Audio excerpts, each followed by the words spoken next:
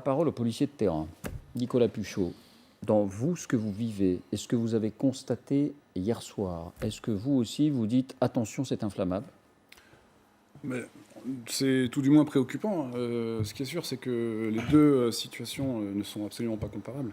Aux États-Unis, on a une nation héritière d'un siècle de ségrégationnisme, où peut-être qu'une frange de la population est stigmatisée lors des contrôles de police. D'ailleurs, les statistiques que vous avez montrées tout à l'heure...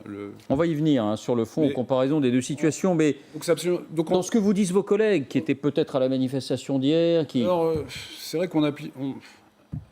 qu'on assiste malheureusement à un repli communautaire et identitaire qui peut prendre une proportion inquiétante. Pour vous, ce qui s'est passé hier, c'est le signe d'un repli communautaire ou identitaire ? Ça fait suite, en fait. Si vous voulez, ça fait suite. Enfin, il ne faut pas oublier qu'on sort également... Bon, là, on sort de 2 mois de confinement où la population a été mise à rude épreuve.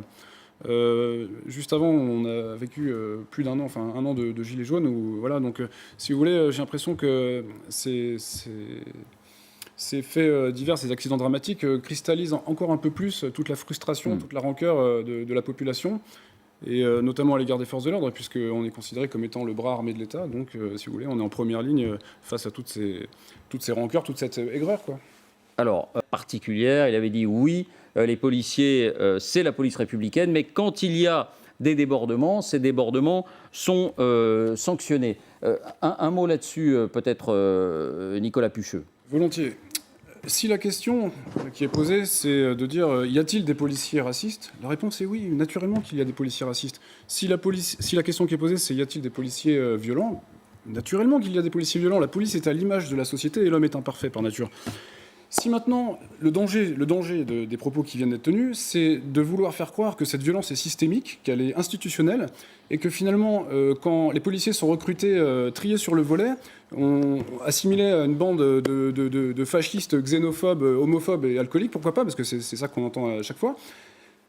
Et quand j'entends des chanteuses de télécrochet se permettre de dire que les fonctionnaires de police massacrent des gens qui se rendent au travail tous les jours pour leur simple appartenance à une origine ou à une couleur de peau différente, je rappelle quand même que... parce qu'on met toujours en opposition, finalement, les Blancs et puis les Français issus de l'immigration. Mais les Blancs n'ont pas le monopole du racisme, que je sache. Pourquoi mettons toujours en opposition les Blancs et les autres ? Enfin, c'est incroyable.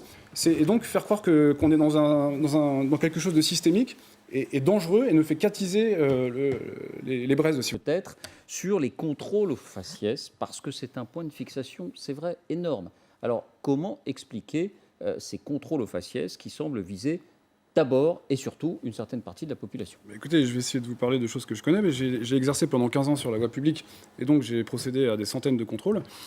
Quand on procède à un contrôle, c'est toujours soit dans le cadre d'une réquisition qui nous est délivrée par le procureur de la République et qui nous permet de contrôler toute personne transitant en un lieu et sur un créneau horaire donné, ou bien c'est parce qu'une infraction vient d'être commise. Quand on contrôle, donc les délits, ce qu'on appelle les délits de faciès, interviennent dans 100% des cas sur des contrôles sur réquisition du procureur. Parce que quand une infraction vient d'être commise, peu importe la couleur de la personne, on est bien d'accord. Là, on parle des contrôles au quotidien. Donc pas liés forcément à c'est toujours dans un cadre légal, c'est ça que je veux dire. C'est bien encadré. C'est pas tiens, il est noir, tiens, je vais... Voilà, c'est pas bon. Donc, vous voulez dire que la personne que vous contrôlez, et vous, encore une fois, je reviens à vos 15 ans sur le terrain, c'est parce qu'il y a un motif. Alors, soit c'est une réquisition, auquel cas, on peut effectivement penser qu'il y a du délit de faciès. Mais moi, qui étais policier sur le terrain pendant 15 ans, c'est plus du fait du comportement des gens à qui j'avais en face de moi que de leur couleur de peau. J'ai jamais mis, si vous voulez, en exergue heureusement que c'est pas un principe fondateur qui justifie un contrôle. Heureusement, enfin, je veux dire... moi qui n'ai pas été policier, mais qui suis père d'un enfant de couleur métisse, parce qu'il est d'origine indienne, moi, je ne suis à peu près jamais contrôlé, sauf quand je commets une infraction flagrante, style excès de vitesse, qui m'arrive quand même de moins en moins, voire plus du tout.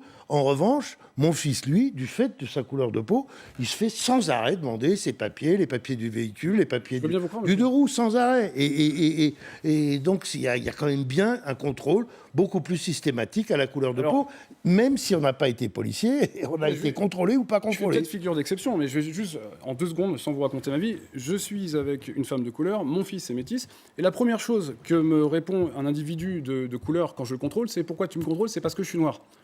Donc, à un moment donné, vous voyez bien que déjà, les Blancs n'ont pas le monopole du racisme, déjà, et que cette aversion...